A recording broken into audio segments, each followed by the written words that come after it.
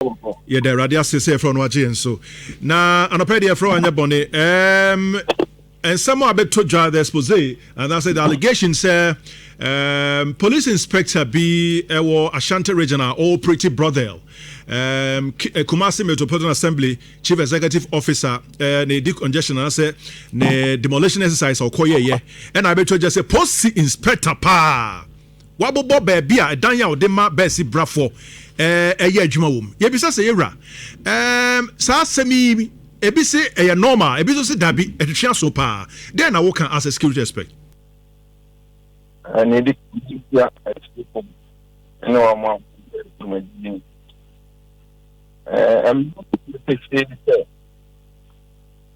say obi o pretty yeah can what the not offending a criminal under Criminal Offence Act 19 Act 29 Section 27 Act 4.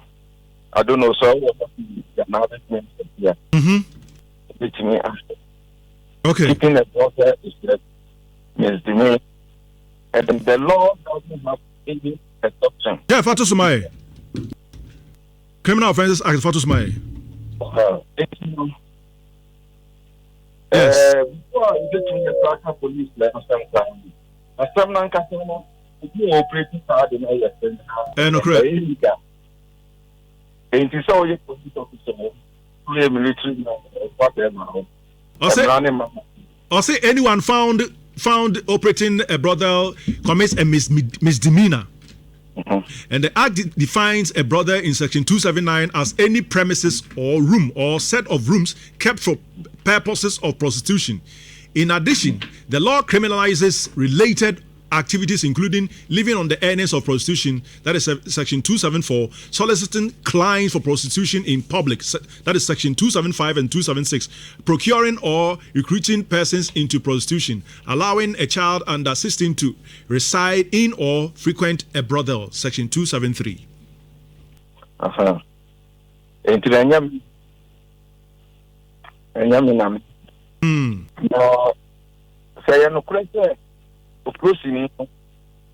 And now, and you want to see a criminal offense under the Act 29. And I'm sorry, I made contact with a British police service and a code of conduct. And to share police formula. Police Service Act of 350 and see after a triple was a police officer. Near front in Oman Yajum. Now, Bribia, open say, if they are avoided discreditable conduct. And to running a brother a train one. A conflict of interest. You decline and say, who want to mean for report? And I say, police no yes, I won't mean arrest will be our yes, I did because one can only take in a wound project. Let us be on abuse of power of them. If you say about for credit to some report, I think it's now because the police officer are only that. And to repeat of our report to plan is true. Yes, we didn't go national uniform to go over report or no, I'm not saying and to one time I don't know. They are hardly in a public trust. The bonus are not what to love the public trust. As you say, gentlemen, not you as the police national, but police, Ghana police service in general. I'm a use trust. And they say, I'm a Nhyira fair. That's my what the on me. And into a banner, I know a brand new manifestation and public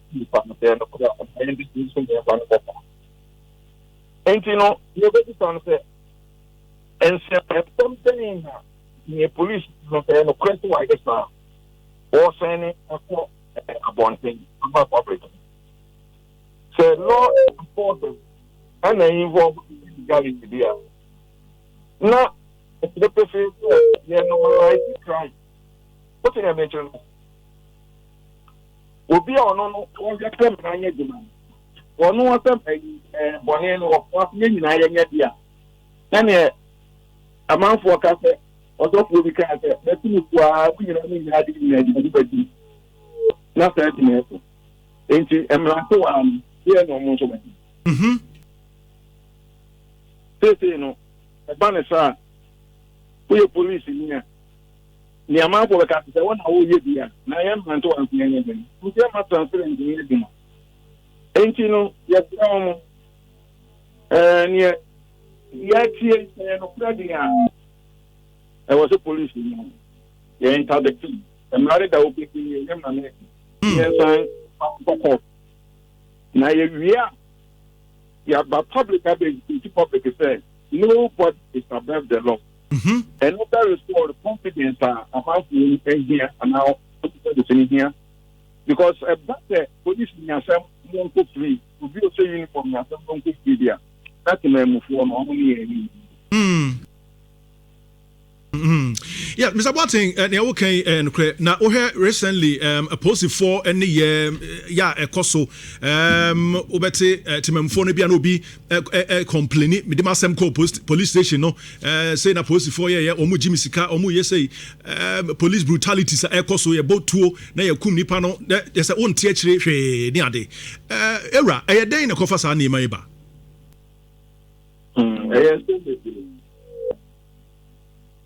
Bring for a minority to the legend. In a kind of professionalism, I got a pro what you go. Anna, your concept of security now is what is westernized colonial model of security. And Untino, Panepino, now your corrective measures are, I have to say, yeah, force. And Bran said that because he is your broken by. And also, on the second part, there will be any against only I have and a shaft, yeah. No more fire near my degree. But I'm man, in fact, a fire possible to young bomb. And your phone, and then the contemporary security concept, there was a gun, yeah, and said then, okay, a national security strategy now. Okay, security concept, but practically, any one of them, what are they against that? And you know, there was a system, they can traditional concept of security, concept, and the real talent, and the materialism issue of force. Now, you a Berman Maya, you who said, you may share uniform, yes, you do. So I don't mind coming on fire with that, share uniform, you call and with your Nhyira fan. And today, I was here near the animal, your number, and the police, they almost civilians, and I'm probably up there. But, you know, a bit more on your police to put in now. Or share uniform, or people reacting in iron. Or the manager, and I'm should be the area. A fire, a fast food publicly. The sister, the Nipani at what? And yet, and you know, I was thinking for the making the state of police a service of Ghana. Now, I need a month why I know we didn't get home. And not to me, in developing the public relations, you're not in legend. It is said, the man who want police to Sir. I'm not son of the India, so the bar so and police station one man. Young coupon were dear here. When India and I think we are economic and the catch and I'm only one man. So you are just the notice a uniform. You are quantity of the you play to you. And you bet me a bit baby, only a penny for come from who you are, open a gun of the big na meka sa international no no so no obi o hwa no opanyi bi sa na ti yo opanyi ko hye obi o uniform a no kasa kire no bata bata eno enfo bi ma obi o hye uniform send your baby on someone in your baby and full power so a man kasa do na embo so ho no ma e betimi e ti afase so man na India yawo en say be so a e betimi o afase e ti aya ya plan entity no omo ma kuma na apo omo ne obi o so uniform mo Nhyira FM omo nya botre eno beboa Yeah, but Interior Minister Bekan Sembi said recruitment exercise course recently. Omo enhwemu omo ye in fact na kanen na nkomo nyesa so omo hwehwe omo mental health but the chain omo any ba won so say omo yesa de no in figures or the betu dwa say na omo wadwene mu how numbers be 6,000 plus ya no omo wadwene mu how what does it tell us Nhyira how kesi na ni tian so opportunity ya start e bi obi o ho no man okwachi obi a asem obi bi stand fine or the person sabe ni obi anadwu no kan no e be yesa na me hu ni ko be yesa ye shieshi an se mu bi ya personal me person me aya me kan na mon police ko ni bi o ho no e was say ye one system no na police no ye e ko betimi na e wo mu a police for na kasa obi o wa ni na so ba bi ni en so ni ade o ko nke na de e betimi aba se no wo ya le bi